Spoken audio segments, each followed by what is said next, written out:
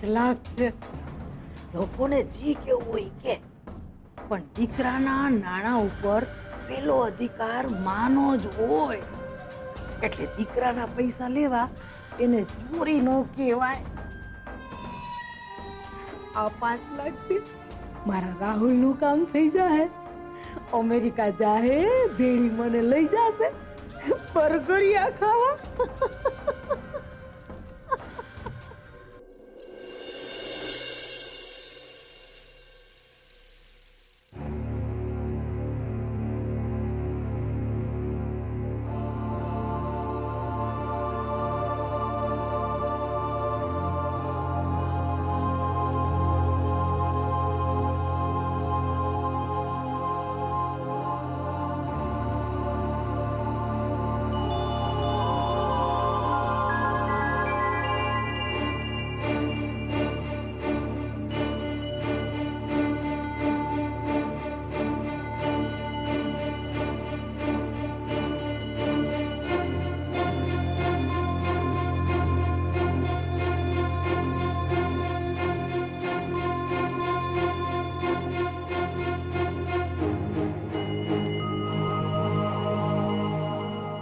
Sorry પપ્પા, મેં તમને જગાડી દીધા ને, સોરી. પણ મને થયું કે તમારા પગ દુખતા હશે. ત્યાં હોસ્પિટલમાં તો એ લોકો પગને માલિશ કરવાય નહોતા દેતા ને અહીંયા કોઈ થોડું રોકી શકે છે. ને હા પપ્પા, તમને ખબર છે, મેં સ્પીચ થેરાપિસ્ટ સાથે ફોનમાં વાત કરી લીધી છે. ને તમે જોજો પપ્પા, થોડા દિવસમાં તમે બોલતા, ચાલતા ને ચાના ગલ્લે બૂમો પાડતા થઈ જશો. એ ગુલાબ, 2 આદુવાળી આગળના ટેબલ પર ને 1 સાકર વગરની 3 નંબર પર.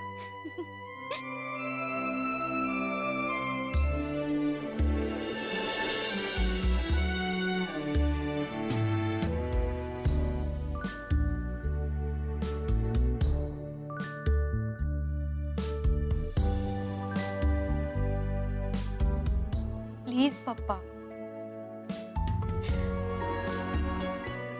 નહીં રડો. એવું થશે. ગુલાબને બૂમ પાડશો તમે, બહુ જલ્દી બૂમ પાડશો. ને મને વિશ્વાસ છે ને તમને તો મારા વિશ્વાસ પર વિશ્વાસ છે ને પપ્પા. હા, તમે જ કહેલું ને.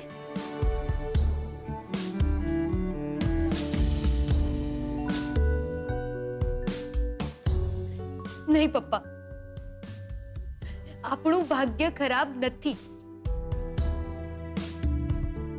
તમે ફેલ નથી થયા. સમજાયું તમને? નથી થયા. ને યાદ છે પપ્પા, જ્યારે હું નાની હતી ને એકવાર કોઈ મારી પેન્સિલ ચોરી લીધી હતી, ત્યારના તમારા શબ્દો મને આજે પણ યાદ છે.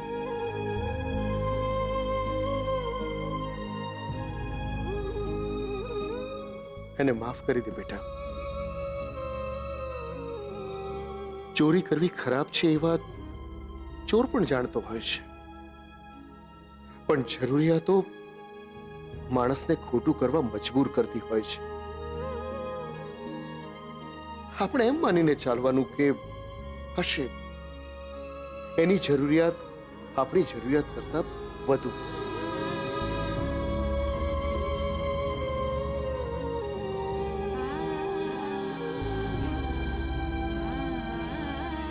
બરાબર ને પપ્પા? એટલે તમે પણ એ 5 લાખના ચોરને માફ કરી દો. એના પ્રત્યેનો ગુસ્સો, નારાજગી, બધું જ તમને સાજા નહીં થવા દે. હું છું ને પપ્પા, તમારી કિંજલ. હું બધું જ સેટ કરી દઈશ. વીસી, દુકાન, સેજલના લગ્ન, બીજલની ફીસ ને તમારું કેફે બનાવવાનું સપનું પણ. એટલે આને નહીં, આને જોજો. આમાં તમારું નામ જ નહીં પણ તમારા હાથની રેખાઓ પણ ગાંધીજી જેવી છે. સત્ય, અહિંસા ને મૌન. આ 3 હથિયારોને લઈને જો તમે લડવા નીકળો ને તો હારવું અશક્ય છે.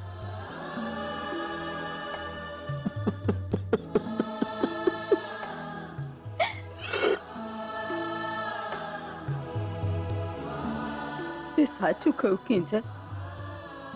હવે લડવા તો નીકળવું જ પડશે.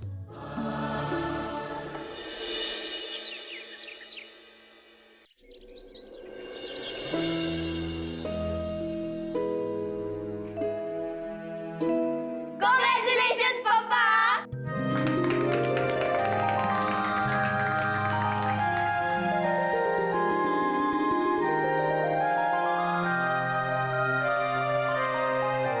પપ્પા, અમને ખબર પડી કે ડોક્ટરે તમને પોતાની મેળે પાણી પીવાની અને જ્યુસ પીવાની છૂટ આપી છે.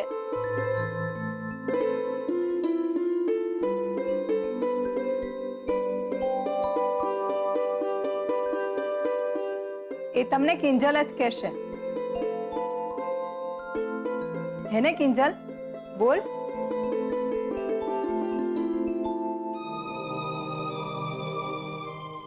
ના ના પપ્પા, પૈસાનો પ્રોબ્લેમ નથી. વાત એમ છે કે મમ્મી રાઘવ કાકા અને રાહુલભાઈને ત્યાં ગઈ હતી. એ લોકોને એમ કહેવા કે આપણો ટી સ્ટોલ ચલાવવામાં મદદ કરે.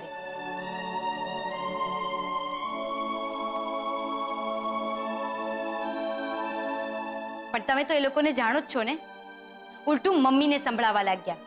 એટલે મેં પણ કહી દીધું કે આજથી ટી સ્ટોલ કિંજલ ભટ્ટ ચલાવશે.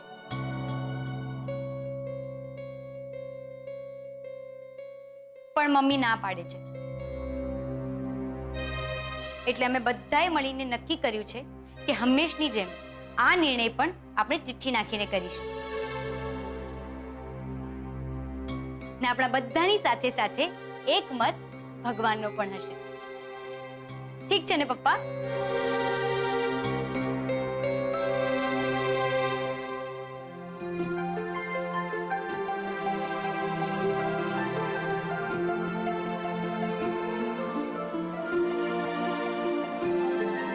આમાં મેં અડધી ચિઠ્ઠીમાં હા લખ્યું છે અને અડધી ચિઠ્ઠીમાં ના. તો જોઈએ હવે. મમ્મી, તારાથી શરૂઆત કરીએ છે. મારી તો ના જ છે. પછી હું શું કામ ઉપાડું ચિઠ્ઠી? સારું, સેજા દીદી, તમારો વારો.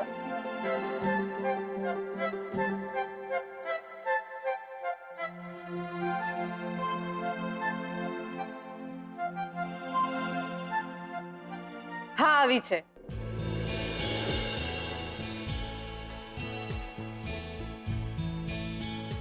બીજલ, હવે તું ઉપાડ. મારી તો સૌથી મોટી હા છે, પણ તોય હું ચિઠ્ઠી ઉપાડીશ. એટલે મમ્મીને એમ ના લાગે કે મેં કિંજલના પક્ષમાં બધી ચિઠ્ઠીમાં ફક્ત હા જ લખી છે.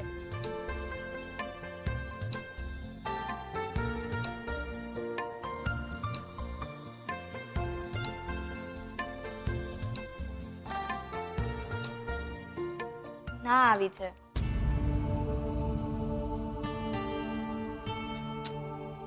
કઈ વાંધો નહીં બીજલ, હજુ પપ્પાનો નિર્ણય બાકી છે.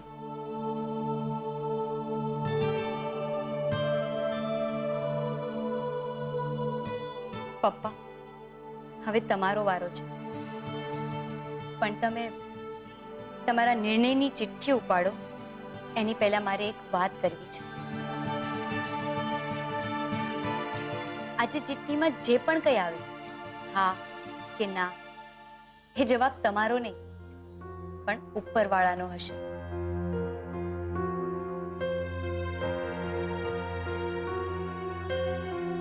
તમે જે રીતે અમને દીકરા દીકરીના ભેદભાવ વગર મોટા કર્યા,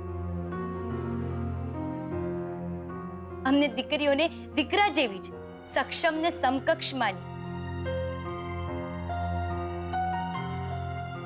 તમારો એ નિર્ણય સાચો છે કે નહીં લો પપ્પા, ચિઠ્ઠી ઉપાડો.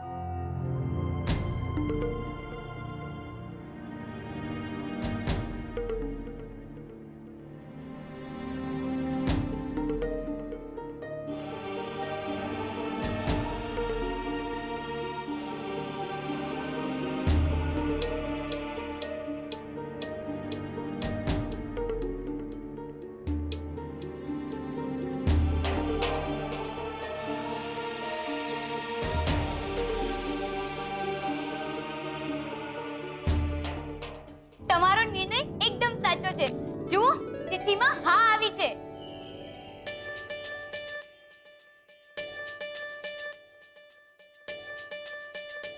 તમે અમને દીકરીઓને દીકરા જેવી સમકક્ષને સક્ષમ માનો છો ને તમને વિશ્વાસ છે કે હું ટી સ્ટોલ ચલાવી શકીશ. તારા પપ્પાની ભલે હા આવી હોય કિંજલ, પણ આપણે ચિઠ્ઠીઓનો હિસાબ જોઈએ ને તો 2 હા અને 2 ના પડી છે. અને તારો નિર્ણય તો માન્ય ગણવાનો નથી, એટલે તારે બહુ ખુશ થવાની જરૂર નથી. અને હા, ભગવાનની ચિઠ્ઠીમાં ના પણ આવી શકે છે. અને જો એમ થયું ને તો તારે એ નિર્ણય માન્ય રાખવો પડશે. બોલો, તો હવે કોણ ઉપાડે છે ભગવાનની ચિઠ્ઠી? મને લાગે છે કે મમ્મી તું જ ઉપાડ ને. આમ પણ તે ચિઠ્ઠી નથી ઉપાડી, તો એ બહાને ડાયરેક્ટ ઇનડાયરેક્ટ રીતે તારો નિર્ણય સાચો છે કે ખોટો એનો જવાબ ભગવાન જ આપી દેશે.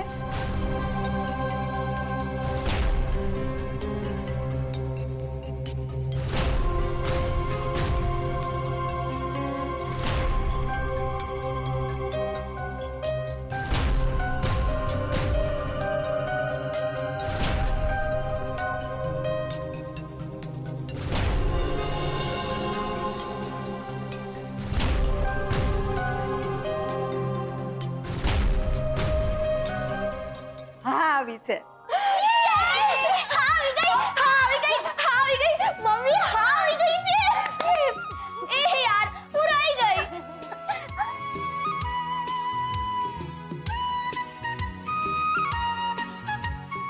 પપ્પા, હવે તમે જરાય ચિંતા ના કરતા. તમે જોજો, હું દુકાન ચલાવીને બતાવીશ. વીસીના હપ્તા, બીજલનું ભણવાનું, સેજલના લગ્ન બધું જ થઈ જશે. તમે જોજો, અમે ત્રણેય મળીને બધું જ પહેલા જેવું કરી દઈશું, હે ને? યસ. હર હર મહાદેવ. કિંજલબેન, હર હર મહાદેવ તો થઈ ગયું. હવે શું? હવે શ્રી ગણેશ.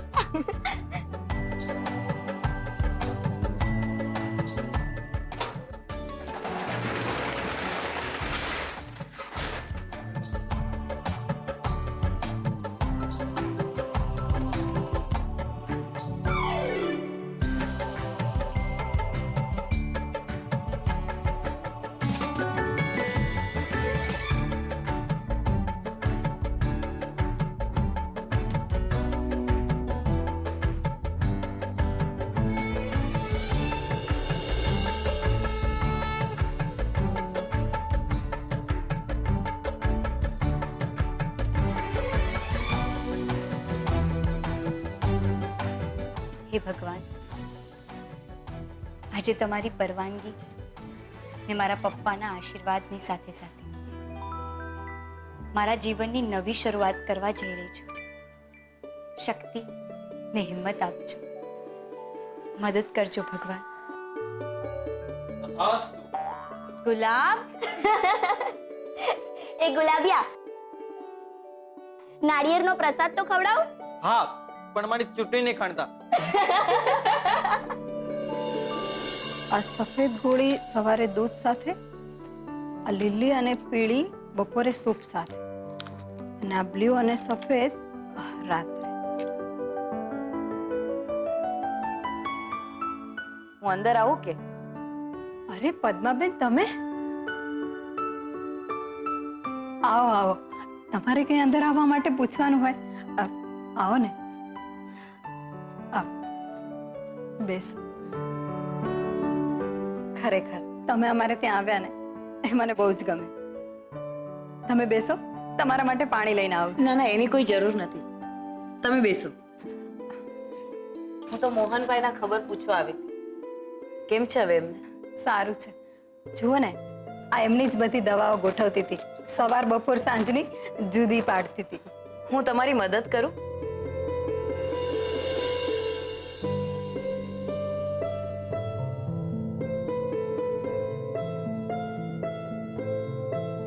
પદ્માબેન, કેટલી મદદ કરશો? કોઈ આંગળી આપે તેનો પહોંચો તો ના જ પકડી લેવાય ને. તમે આવું બોલશો ને તો મને લાગશે કે તમે હજી અમને સગા નથી માને. અરે ના ના, એવું નથી. તમે અને માસુભાઈએ અમારા માટે અત્યારે જે કંઈ પણ કર્યું છે ને, એટલું તો આજકાલ કોઈ સગો ભાઈ પણ નથી કરતો. એમ કહો છો તો આપણે એક કામ કરીએ, સગાનો સંબંધ ભૂલી જઈએ અને વાલાનો સંબંધ યાદ રાખીએ. શું કહો છો મીરાબેન? હું તો બસ એટલું જ કહીશ કે તમારા જેવા વેવાય વેવાણ મળ્યા ને એ અમારું ભાગ્ય છે અને મારી સેજલનું સૌભાગ્ય. હમણાં આવતી વખતે જ મળી હું સેજલને. સેજલ મળી? હા, દુકાન પાસે. હે ભગવાન, ક્યાંક સેજલે કિંજલની ગલ્લાવાળી વાત પદ્માબેનને તો નહીં કરી હોય. કોને ખબર એમને ગમે કે ના ગમે. મીરાબેન, શું વિચાર કરી રહ્યા છો? એમ જ ને કે સેજલની સીએની પરીક્ષા છે અને આ બધી દોડાદોડમાં એનું ભણવાનું બગડે છે. હું એક કામ કરું છું, હું ગાડી મોકલી આપીશ. રોજ બપોરે 2 કલાક એને ઘરે વાંચવા મોકલી દેજો, એટલે મને પણ બપોરે ચાની કંપની મળી જશે. અરે હા, ચા પરથી યાદ આવ્યું. બોલો, તમારા માટે શું લાવું? ગરમ ઠંડુ કે પછી નાસ્તો? ના ના, એની કઈ જ જરૂર નથી. તમે બેસો. હું મોહનભાઈની તબિયત પૂછવા આવી છું, પછી રજા લઈશ. ના ના, એવી રીતે કઈ તમને ખાલી હાથે થોડી જવા દેવાય. તમે બેસો ને. બેસો, હું હમણાં જ આવું. હા,